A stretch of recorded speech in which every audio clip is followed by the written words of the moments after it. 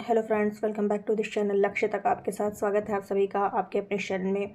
तो चलिए आज का जो न्यूज़ है उसको डिस्कस करते हैं। इस न्यूज़ में हम लोग 11 अप्रैल से लेकर के 15 अप्रैल तक का न्यूज़ कवर करने वाले हैं। तो चलिए स्टार्ट करते हैं। अगर आपको लेक्चर पसंद आए तो प्लीज़ लाइक करना बिल्कुल मत भूलिएगा, और जो अभी नए हम जुड़े हैं हमारे चैनल से, सब्सक्राइब नहीं किए तो प्लीज़ सब्सक्राइब करिएगा और बेल आइकन को प्रेस करिएगा ताकि जो भी वीडियो अपलोड किया जाए वो उसकी नोटिफिकेशन आप तक पहुंच जाए। तो चलिए स्टार्ट करते हैं। ये सारे न्यूज़ को हम लोग डिस्कस करने वाले हैं, जैसा कि थंबनेल में आप लोग को दिख रहा होगा।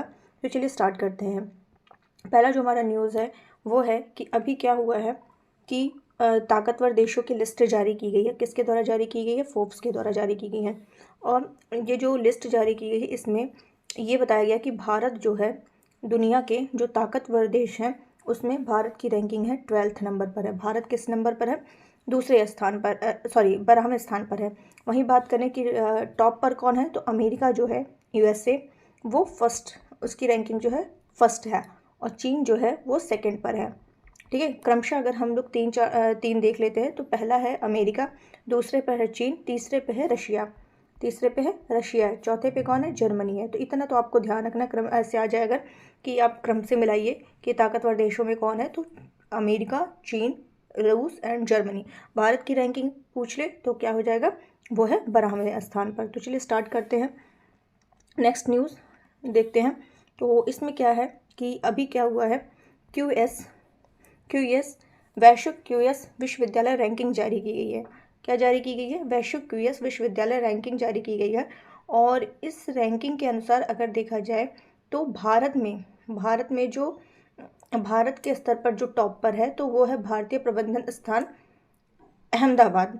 ठीक है, जो कि व्यवसाय और प्रबंधन अध्ययन श्रेणी में जो है टॉप 25 स्थानों में से इसकी जो रैंकिंग है, IIM जो अहमदाबाद है उसकी रैंकिंग है 22वें स्थान पर है। ठीक है, तो अगर ओवरऑल की बात करें, ये आप लोग देख सकते हैं, तो वैश्विक स्तर पर इसे यानी कि जो भारतीय प्रबंधन संस्थान है अहमदाबाद है, इसको व्यवसाय एवं प्रबंधन अध्ययन श्रेणी में कौन सा स्थान मिला है? 22वां स्थान मिला है वैश्विक स्तर पर देखा जाए तो। ठीक है, और इस श्रेणी में यानी कि व्यवसाय और प्रबंधन अध्ययन श्रेणी में एशिया में इसको कौन सी रैंकिंग दी गई है? थर्ड रैंकिंग दी गई है। एशिया में पूछे तो तीसरा इसी श्रेणी में, लेकिन भारत के उसमें देखा जाए तो पहले स्थान पर, मतलब भारत क्या कहते हैं, वैश्विक स्तर पर देखा जाए तो 22nd। ठीक है, एशिया के स्तर पर देखा जाए तो थर्ड, और अगर भारत में देखा जाए तो भारत में टॉप पर यही है। उम्मीद है आपको क्लियर हो गया होगा। ठीक है, तो इसमें क्या है, भारतीय प्रबंधन संस्थान ने भारतीय संस्थानों में अच्छा प्रदर्शन किया है और इस श्रेणी में से एशिया में तीसरा स्थान मिला हुआ है। वहीं अगर देखें जो IIM बेंगलुरु है तथा IIM कलकत्ता है, ये टॉप 50 में इसको शामिल किया गया। ये आप देख सकते हो, इसमें शामिल किया गया है। बाकी जितना इंपॉर्टेंट था मैंने आपको बता दिया है। आगे चलते हैं, नेक्स्ट न्यूज़ कवर करते हैं। ये क्या है? बालिका सशक्तिकरण मिशन की तैयारी हो रही है, यानी कि जो भारत की सबसे बड़ी एकीकृत बिजली कंपनी है, क्या है वो? NTPC। ठीक है, भारत की सबसे बड़ी बिजली कंपनी NTPC जो लिमिटेड है, इसने अपनी कॉर्पोरेट सामाजिक जिम्मेदारी पहल यानी कि बालिका सशक्तिकरण मिशन का नया संस्करण लॉन्च किया है। किसने लॉन्च किया है बालिका सशक्तिकरण मिशन का नया संस्करण? वो है NTPC ने लॉन्च किया है। ठीक है, ये लॉन्च किया, ये आपको ध्यान रखना है, अगर क्वेश्चन आ जाए तो आप ध्यान रख सको इसको। तो इसका उद्देश्य क्या है कि इस कार्यक्रम के माध्यम से लड़कियों के सशक्तिकरण पर ध्यान दिया जाएगा, और इसका उद्देश्य उनके नेतृत्व गुणों की पहचान करके उनका क्या करना? पोषण करना है। नेक्स्ट क्या है? नेक्स्ट न्यूज़ है IIT मद्रास ने स्थानीय भाषाओं में क्या किया है? पाठ्यक्रम शुरू किया। तो क्वेश्चन पूछा जा सकता है कि कौन ऐसा है जो स्थानीय भाषाओं में पाठ्यक्रम शुरू किया, तो वो है IIT मद्रास। तो IIT मद्रास और national programme on technology enhanced learning ने देश भर में स्थानीय भाषाओं में तकनीकी पाठ्यक्रम शुरू किया है। ठीक है, आगे चलते हैं। आगे क्या है? ताइवान के नए प्रधानमंत्री बने हैं। ताइवान के नए जो हैं प्रधानमंत्री बने हैं वो कौन है? उनका नाम है चो जंग ताई। बस ऐसे ध्यान रखिए, बहुत ज़्यादा इसको रटने की जरूरत नहीं है, ताकि सामने आए तो याद रहे। एक है कि ये भी बहुत ज़्यादा इंपॉर्टेंट है, बस एक बार ध्यान रख लीजिए कि पढ़ लीजिए, ताकि अगर सामने बाई चांस आ भी जाए तो आप उसको कर सको। ठीक है, राष्ट्रीय सुरक्षित मातृत्व दिवस जो है कब मनाया जाता है? हर साल 11 अप्रैल को मनाया जाता है। बस इतना ध्यान रखिए। आगे चलते हैं। अभी ये इंपॉर्टेंट है आपके एग्ज़ाम के लिए कि जो भौतिक विज्ञानी है पीटर हिग्स, इनका निधन हो गया है।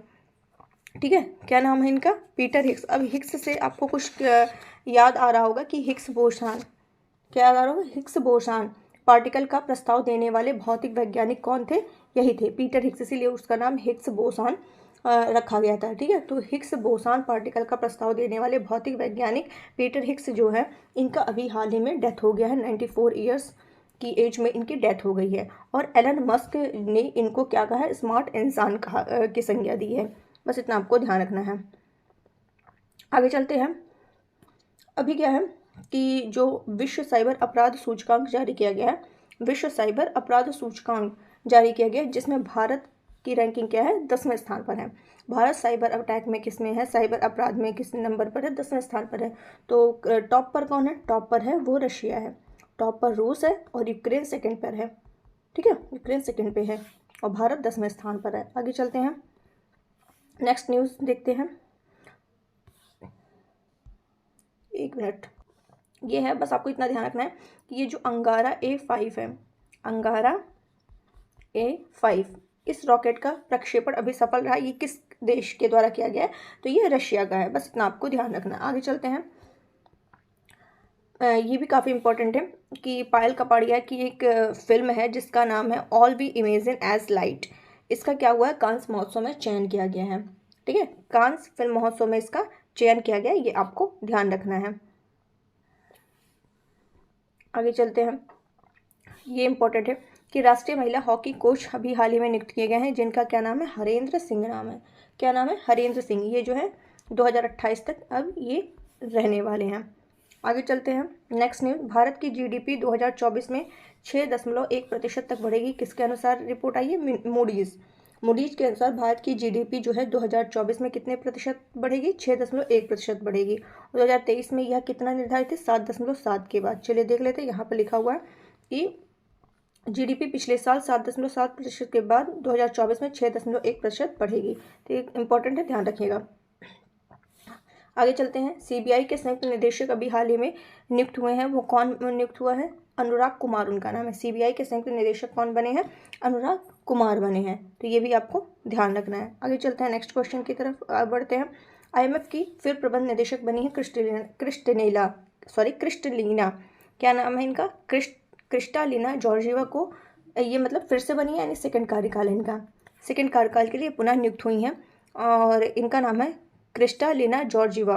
तो ये आईएमएफ, जिसको इंटरनेशनल मॉनेटरी फंड कहा जाता है, अंतर्राष्ट्रीय मुद्रा कोष कहा जाता है, उसका प्रबंध निदेशक इन्हें फिर से चुना गया है। आगे चलते हैं। ये भी काफ़ी इंपॉर्टेंट है कि मेनिनजाइटिस के खिलाफ ये मेनिनजाइटिस के खिलाफ नया टीका जो पेश किया जा रहा है, ऐसा पेश करने वाला नाइजीरिया पहला देश है। ठीक है, दुनिया का पहला देश है। WHO ने कहा है कि नाइजीरिया मेनिनजाइटिस के खिलाफ क्रांतिकारी नया मेन 5CV टीका पेश करने वाला मेन 5CV टीका पेश करने वाला दुनिया का पहला देश बन गया है। और ये जो मेनिनजाइटिस होता है, ठीक है, इसके खिलाफ ये टीका पेश किया गया है और ये टीका इस बीमारी के 5 प्रकारों से बचाव करता है। नाइजीरिया क्या है? अफ्रीका में घातक बीमारी के हॉटस्पॉट में से एक माना जाता है। ठीक है, तो ये सब आपको ध्यान रखना है। और देखा जाए तो मेनिनजाइटिस हाइपर एंडेमिक देश माना जाता है। मेनिनजाइटिस हाइपर, ये सब आप देख लीजिएगा, मैंने यहाँ दे दिया है। और नाइजीरिया का यह प्रयास है कि 2030 तक मेनिनजाइटिस को खत्म करने का लक्ष्य रखा गया है। ठीक है, आगे चलते हैं। एक है डस्ट लिक अभ्यास जो 2 देशों के बीच होता है, वो है भारत और उज्बेकिस्तान के बीच। ठीक है, और ये जो भारत और उज्बेकिस्तान के बीच किया जा रहा है, इस बार इसका 5वां संस्करण है, जो कि इस बार जो आयोजन हो रहा है वो उज्बेकिस्तान में हो रहा है। तो डस्टलिक अभ्यास 2 देशों के मध्य होता है, भारत और उज्बेकिस्तान के बीच। इस बार जो 5वां संस्करण हो रहा है वो उज्बेकिस्तान में हो रहा है। ठीक है, 2024 का 5वां संस्करण। तो ये भी आपको ध्यान देना है।